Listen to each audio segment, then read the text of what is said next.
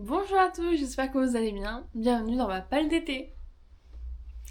On commence avec les mangas. Donc là, je les ai pas prêts avec moi parce que vous les connaissez déjà. Mais j'aimerais bien finir Blue Period. Il me reste 5 tomes. Et là, il me reste plus que 1 ou 2 tomes avant que j'achète le reste. Donc je me dis, ça peut grave le faire. Et j'ai beaucoup d'espoir.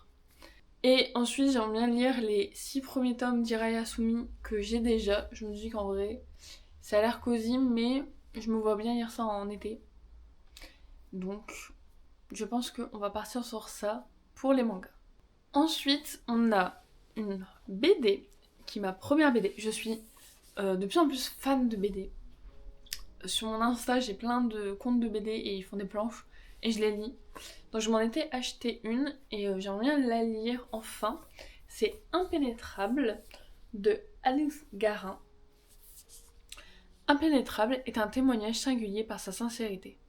Alex Garin raconte sans concession la reconquête de son corps et de son désir après avoir souffert de vaginisme pendant 2 ans, un trouble sexuel qui rend impossible la pénétration. Pour guérir, il va falloir affronter les injonctions, les normes, le passé.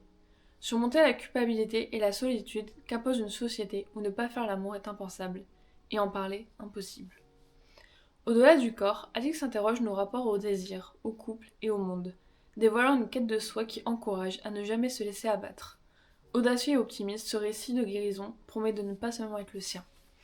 Et donc c'est une histoire vraie, un témoignage, et j'ai très hâte. Les couleurs sont super beaux, les dessins pareils, et vraiment on voit des colorimétries différentes selon comment elle se sent, ses rendez-vous médicaux, tout ça. Et ça a l'air trop chouette. Vous pouvez regarder le début si ça vous tente sur Google pour savoir si vous voulez l'acheter ou pas. J'ai découvert ça avec la youtubeuse My Little Library et vraiment j'ai regardé ça la dernière fois, enfin cette semaine d'ailleurs en préparant la vidéo. Ça m'a donné trop envie. Et ça je m'imagine bien le lire un petit matin, petit vent frais, sur mon petit œuf dans mon jardin. Je me dis bien touchant. J'ai très hâte, vraiment genre. Elle a l'air trop forte. Et elle est connue pour la BD Ne m'oublie pas. J'avoue que j'ai pas de connaissances en BD, donc je vous donne l'info. Et voilà. On passe maintenant au livre, et donc ma quête de 2026, et pour je pense le restant de ma vie, c'est de lire des livres VO. J'apprends petit à petit, et surtout j'ai une grande passe où j'ai voulu le faire, où j'ai arrêté parce que c'est pas hyper facile non plus. Et en fait au travail j'ai une formation d'anglais, et depuis, j'essaye d'alimenter cette formation en lisant des livres anglais. Et donc, vous avez une petite sélection. On commence avec ma lecture du moment, qui est The Wedding People. Je l'ai oublié, en bas. Donc, je vais vous lire le résumé. De toute façon, comme d'hab, vous aurez des petites photos quand même. L'hôtel est exactement comme l'espérait Phoebe. Dressé au bord de la falaise, il semble l'attendre patiemment. Elle ne voit pas l'océan derrière l'édifice, mais elle sait qu'il est là, de la même façon qu'elle sentait la présence de son mari, en train de taper son livre dans son bureau, chaque fois qu'elle se garait devant la maison. L'amour était un fil invisible qui les connectait en permanence. Cet hôtel, le Cornwall Inn, Phoebe en a rêvé avec son mari. Mais elle est seule quand elle descend du taxi, sans bagage, dans la magnifique robe de soie vert émeraude qu'elle n'avait jamais osé porter. Si elle a vécu sans éclat, elle mourra avec panache. Tout est prévu, de la promenade sur la plage au coucher du soleil au plateau de fruits de mer, en passant par la crème brûlée et la boîte de comprimés. Tout sauf un détail. L'hôtel est entièrement réservé pour un mariage grandiose, une semaine de festivités. Et la mariée ne laissera personne gâcher son grand jour. Et donc, comme je vous l'ai dit, je l'ai commencé hier. Et là, je suis arrivée où elle est dans l'hôtel, elle a réussi un peu à s'enfuir de la mariée, parce qu'en fait, la mariée va c'est c'est un peu humoristique en vrai. Enfin, c'est pas humoristique, mais c'est léger. La mariée, elle la voit, elle lui dit: Ah, vous êtes de la famille de mon mari?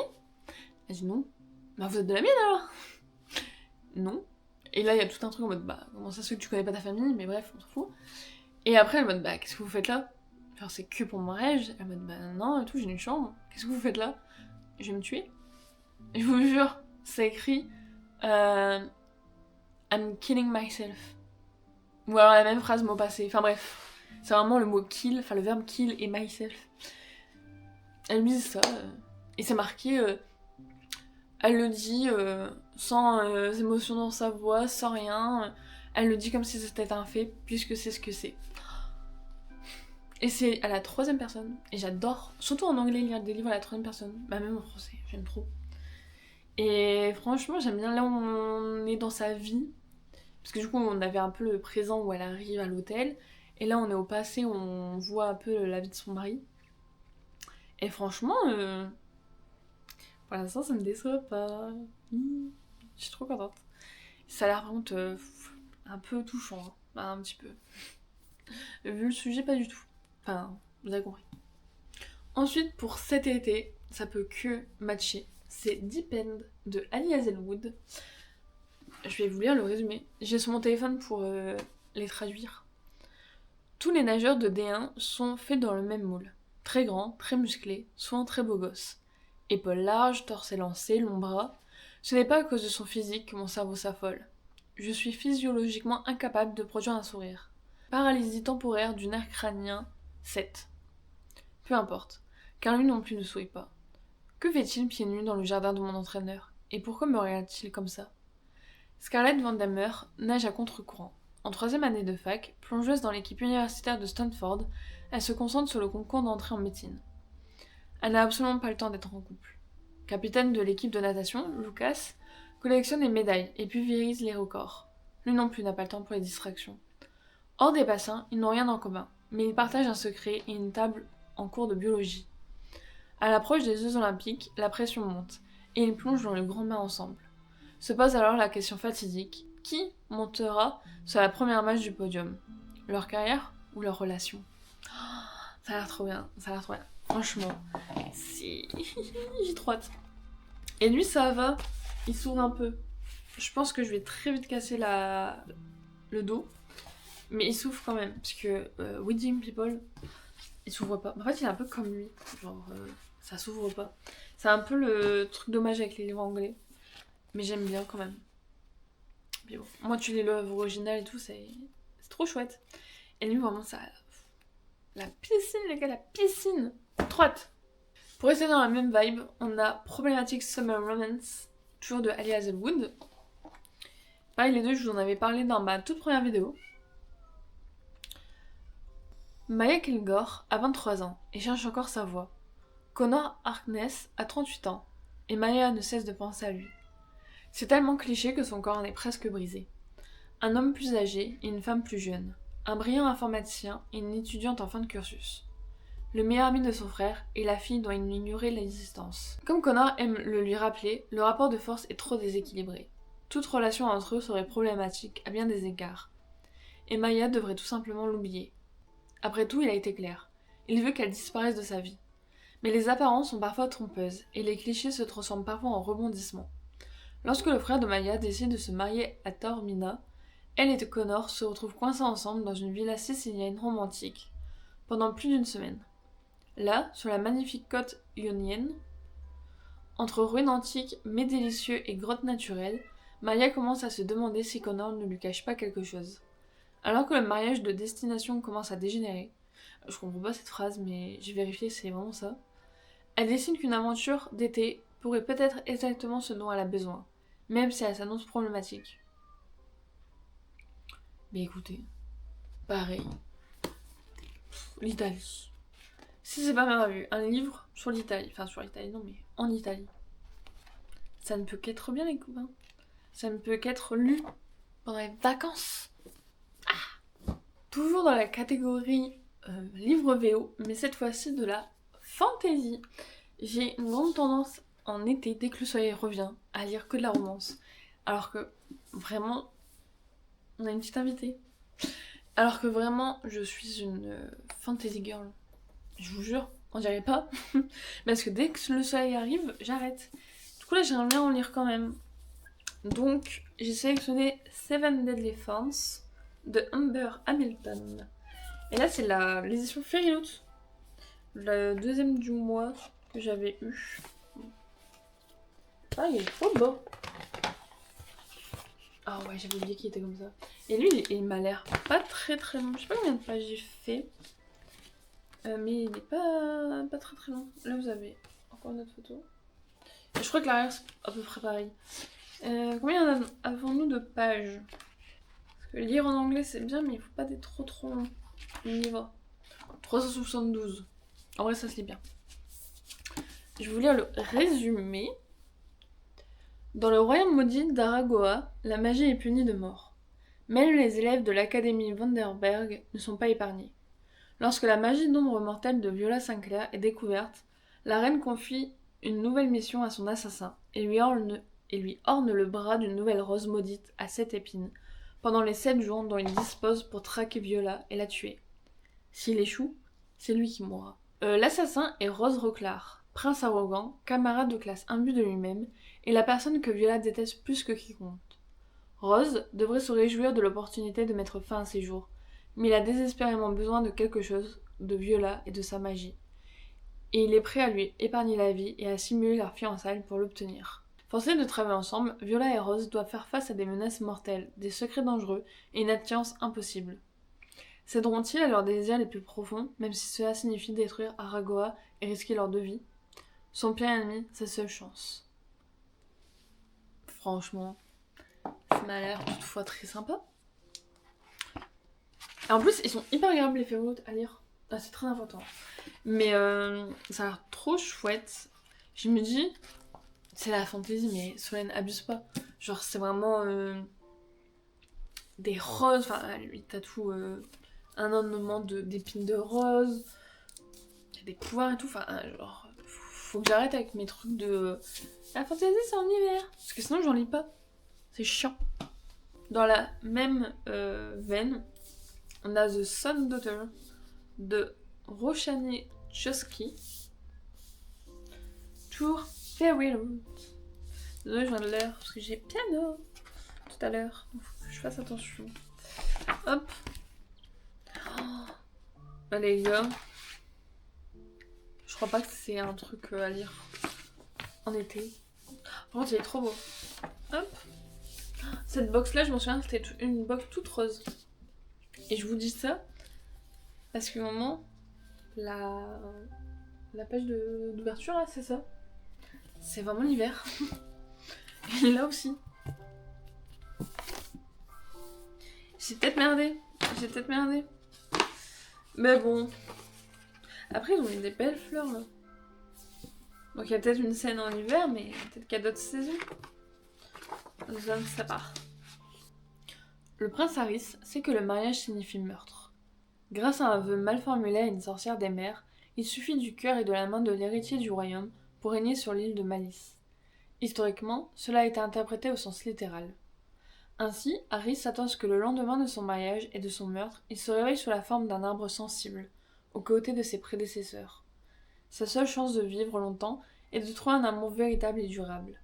Lorsque les parents d'Harris annoncent un tournoi de jeunes femmes pour conquérir sa main et son cœur, une foule de célibataires éligibles, charmantes et peut-être meurtrières se rendent au château de Rath. Au milieu de bals scintillants dans les grottes d'Oswald, de promenades dans les ménageries d'arbres à rêve et de crocodiles de perles, de l'heure du thé sur des bateaux de verre et de baisers qui lui donnent le tournis, Harris ne sait pas ce qui est là pour amour pour lui ou par soif de pouvoir. Jusqu'à ce qu'il rencontre Demelza.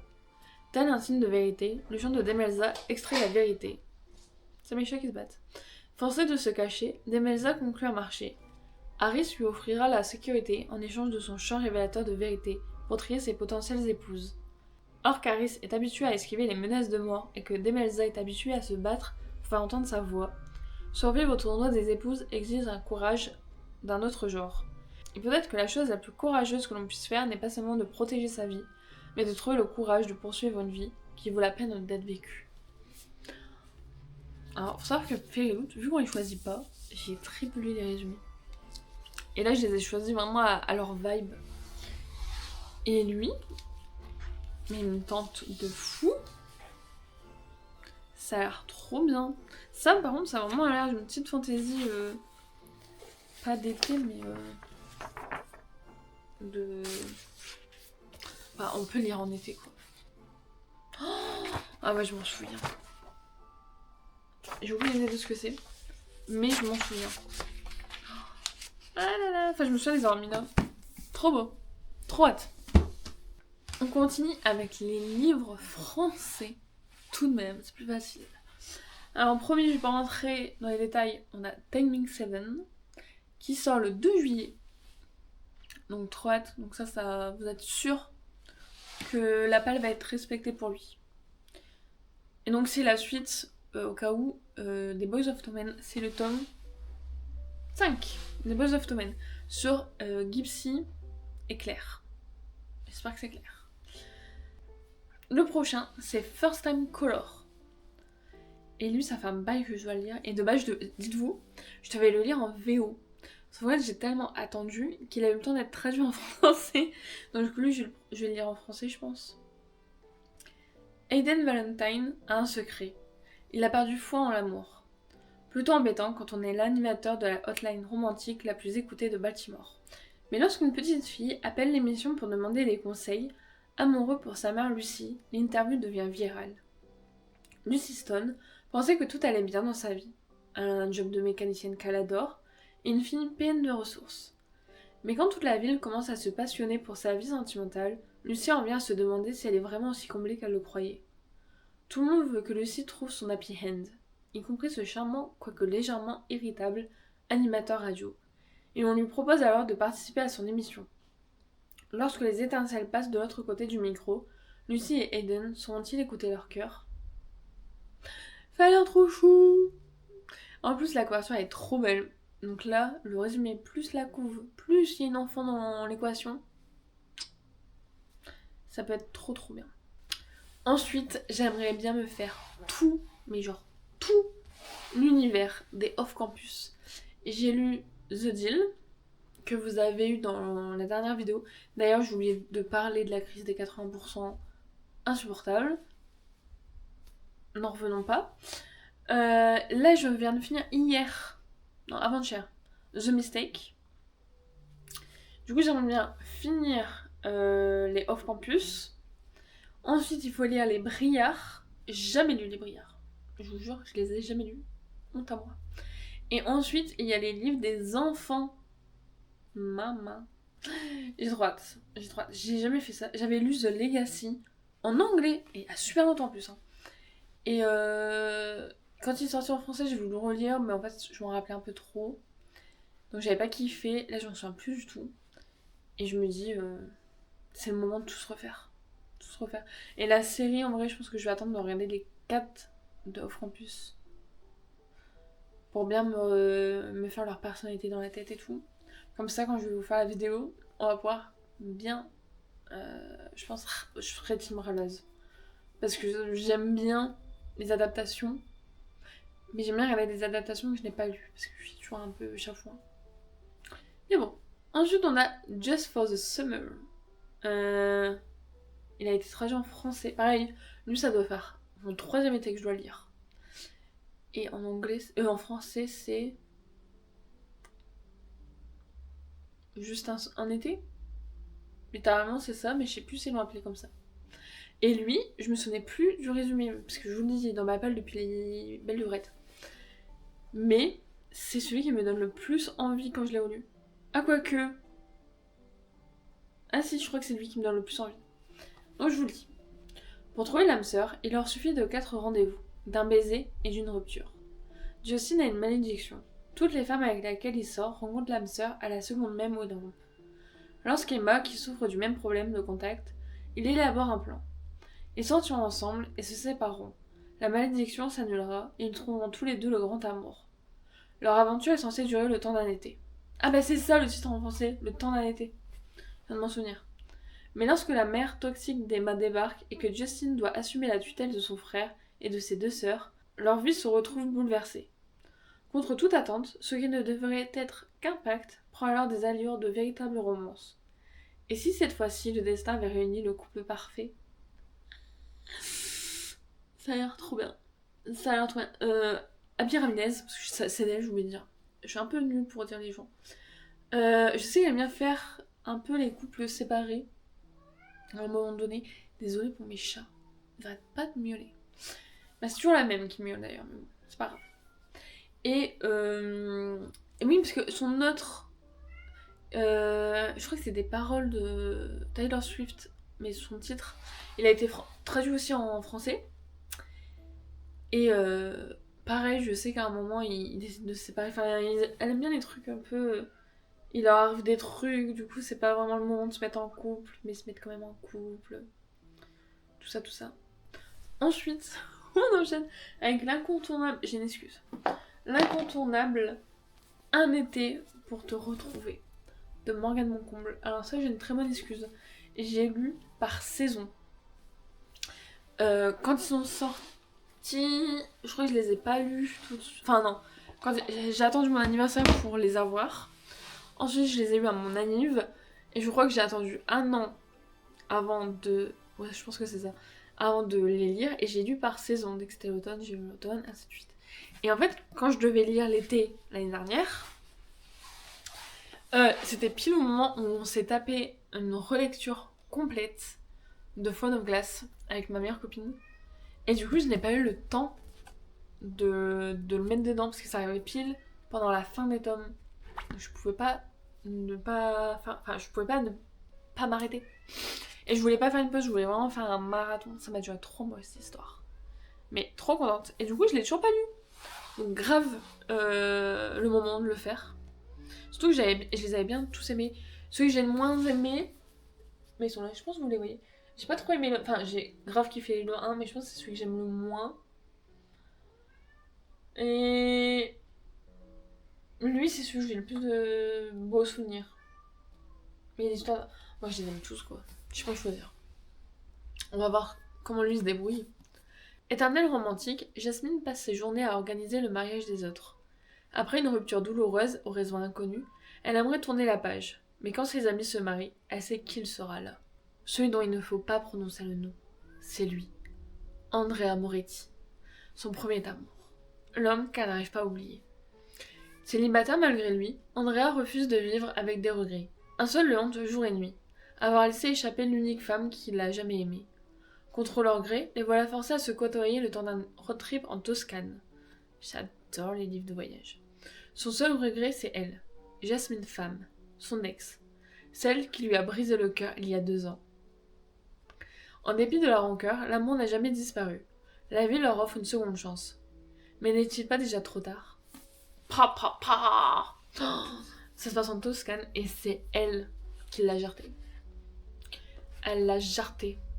Alors je sais pas pourquoi, hein, ça se trouve... c'est pas ouf. Mais, pour une fois, c'est pas lui qui jarte quelqu'un. Enfin, c'est pas un homme qui jarte la meuf.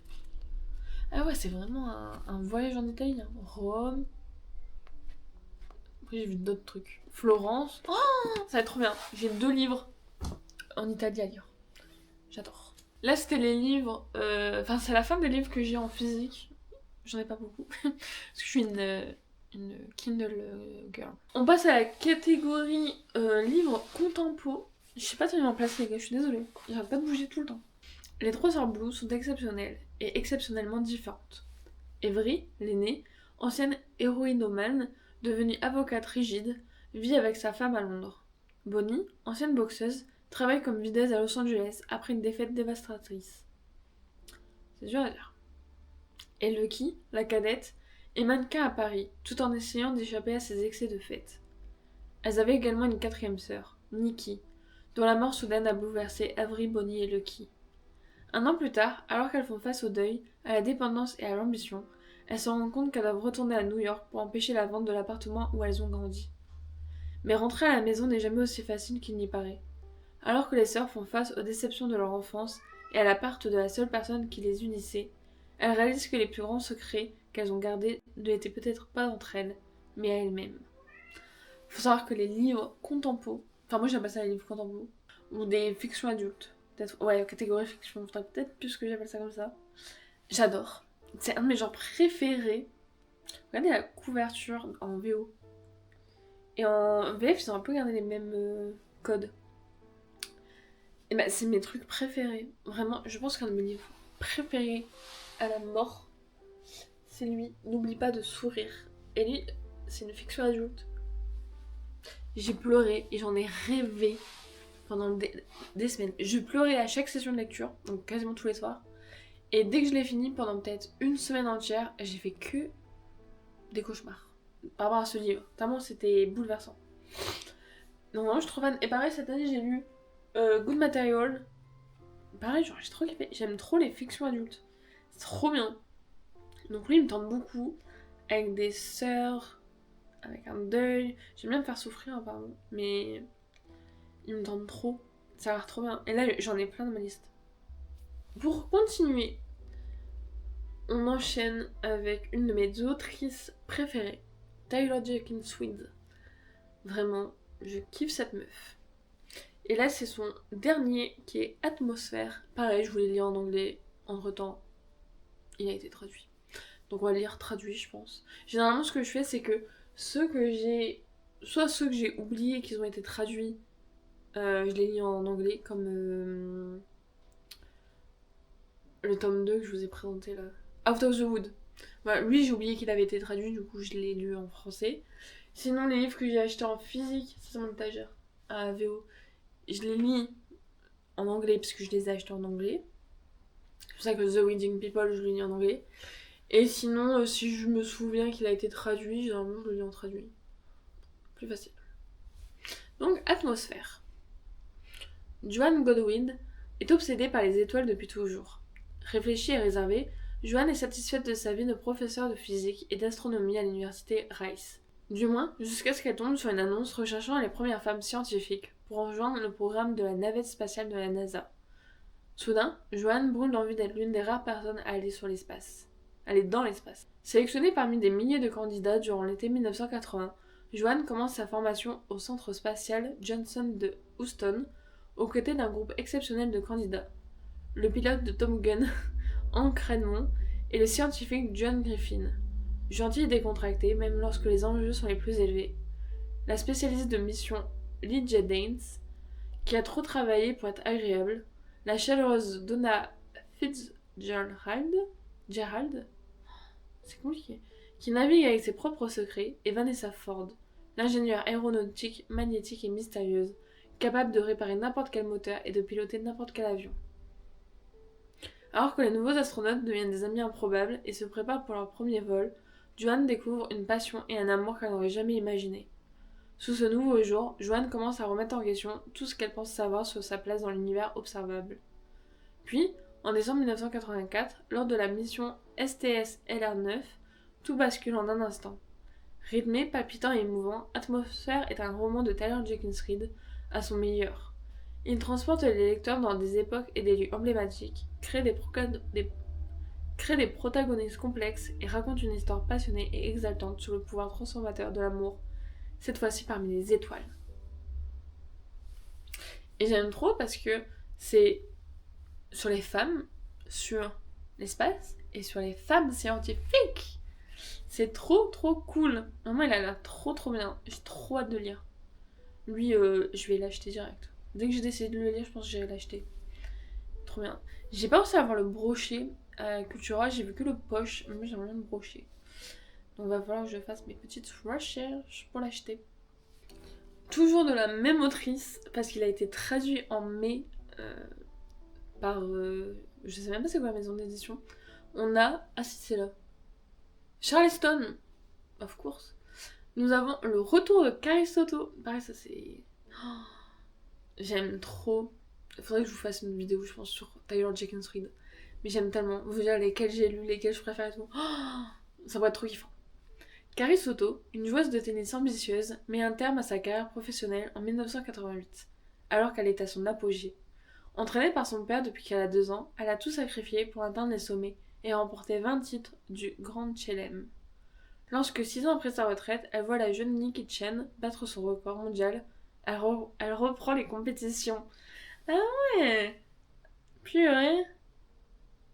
Fiction historique. Et il est noté combien ? 4,2. Magnifique, rien à dire. Et évidemment, il a été Goodreads Choice Award dans la catégorie fiction historique en 2022. Ah, je vous jure, je l'aime trop. Et Carrie, si je suis pas folle, Carrie, elle apparaît dans les 7 maris d'Evelyn Hugo. Je suis persuadée. Mais vraiment, cette autrice, je veux lire tous ses livres, que ce soit en anglais ou en français, et tous les posséder. J'en ai 2 en anglais. Non, un, j'ai pas encore lu d'ailleurs, faut que je le lise. Et j'en ai un en français. Mais en fait, en français, c'est beaucoup des poches. J'ai lu. Bah, d'ailleurs, le poche, il est pas très beau, mais c'est un cadeau. Donc j'adore. Mais voilà, j'aimerais trop que je les rachète tous. Et je les relise et je vous ferai une vidéo. Ça pourrait être trop kiffant. Ensuite, on passe au livre fantasy. Fantastique. Toujours dans la même veine de essayer de me motiver à de lire des fantasy en été, parce que c'est ce que je préfère et j'arrête. Nous avons A Dance of Lies. Et je suis trop motivée pour celui-là, parce que c'est sur une danseuse. De toute façon, je vais vous lire le résumé. Et dans une de mes box Fairy Loot, j'avais eu un strap pour ma liseuse. Et j'ai appris récemment que c'était justement sur ce livre-là. Donc ça m'a donné envie. Je suis une ombre. Vassalie Moran était autrefois danseuse à la cour du roi Ilian, jusqu'à ce qu'il la fasse accuser de meurtre. Ayant à peine survécu à ces 2 années dans les cachots, elle est soudainement convoquée par son roi. Il lui propose un marché, devenir son espionne lors du rassemblement royal de 6 semaines, et il lui accordera sa liberté. Alors que les ordres d'Ilian deviennent sanglants et dangereux, la forçant à blesser et à trahir ceux qui l'entourent, Vassalie découvre que le monstre qu'elle sert pourrait être allié à un monstre plus grand, beaucoup plus proche de chez elle. Ce monde étant menacé, Vassalie sollicite l'aide du frère d'Ilian. Ilian, vous avez toutes les versions que je peux vous donner. Donc, Vassalie sollicite l'aide du frère d'Ilian et de son plus grand adversaire, le tristement célèbre roi de l'Est. Alors que la rivalité entre frères s'intensifie, Vassalie se retrouve prise au milieu. L'horrible vérité de son passé est révélée. Si elle veut survivre, elle doit décider à qui faire confiance, pour qui se battre et quelle part de son âme elle est prête à damner dans le processus. Bon, le résumé que j'avais lu chez une youtubeuse, il était vachement plus sympa que celui-là. Mais ça a l'air très chouette. Et il y a plusieurs tomes. C'est une duologie, je crois. Alors, je sais pas si c'est une duologie, mais le 2e tome va paraître en VO le 4 août. Et ça s'appellera To Dance with Death. Très sympa. Solène, faut que tu lises des trucs, arrête de... Je jure, j'ai trop du mal. Souvent, je lis les livres, parce que j'ai eu des recos par ma copine. Les livres fantasy. Sinon, je suis un peu nulle. On a Silverclock. Ils ont fait un travail éditorial. C'est qui ? Je sais pas. Un travail éditorial pour la version française brochée. Magnifique. Magnifique. Il y a 20 ans, les lunes de sang ont impitoyablement assassiné les parents de Saffron Killoran, détruisant son enfance idyllique. Déterminée à se venger, elle monte pour intégrer l'Académie du Manteau d'Argent, le centre de formation de l'ordre d'élite des détectives de sa ville, avec un seul objectif, traduire les lunes de sang en justice. Mais lorsque la supercherie de Saf est découverte, au lieu d'être rejetée, elle se voit offrir une rare opportunité, infiltrer le gang et le démanteler de l'intérieur. Descendant dans un monde où le plaisir et la douleur sont les monnaies les plus puissantes, Saf doit commettre des actes vraiment odieux pour préserver sa couverture et sa vie. Non seulement elle doit faire face à des gangs rivaux et à de sinistres réseaux de contrebande, mais elle doit aussi composer avec ses sentiments grandissants pour le fils torturé du Caïd, son féroce loup improvisé. Son passé sombre et l'étrange prophétie annonçant sa mort de la main de Saffron. Chaque jour, mettant davantage à l'épreuve de sa loyauté, Saf trouve sa toile de mensonges de plus en plus difficile à tisser. Et lorsqu'un seul faux pas pourrait détruire tout et tous, ceux qu'elle a jamais aimés, la détective qui lui a consacré sa vie à la vengeance pourrait bien y laisser sa vie. Très très chouette, ça change. Alors c'est pas un royaume quoi, elle va infiltrer une bande, un bande de Kaid. Donc franchement, c'est un peu changeant de ce que je dis. Et je vous dis, vraiment, il est trop trop beau. Je préfère l'autre couverture. Parce que celui-là, je l'ai offert à ma copine à son anniv. Et ouais, c'est une couverture un peu plus comme ça. Trop belle. Et ensuite, on arrive à la dernière catégorie. Il n'y a qu'un seul livre. Mais j'aimerais bien lire un peu plus de livres qui cultivent notamment des livres féministes. Et là, j'en vois souvent passer. C'est Les Grands Oubliés de l'Histoire. Ils l'ont fait en BD. Du coup, je sais pas si je veux lire en BD ou si je veux le lire en roman. Mais faut trop que je me mette à lire des livres comme ça. Les grandes oubliées de l'histoire. Pourquoi l'histoire a effacé les femmes? De tout temps, les femmes ont agi. Elles ont régné, écrit, milité, créé, combattu, crié parfois. Et pourtant, elles sont pour la plupart absentes des manuels d'histoire. C'est maintenant à l'âge adulte que je réalise la tromperie dont j'ai été victime sur les bancs de l'école. La relégation de mes ancêtres femmes me met en colère. Elles méritent mieux. Notre histoire commune est beaucoup plus vaste que celle que l'on nous a apprise. Pourquoi ce grand oubli?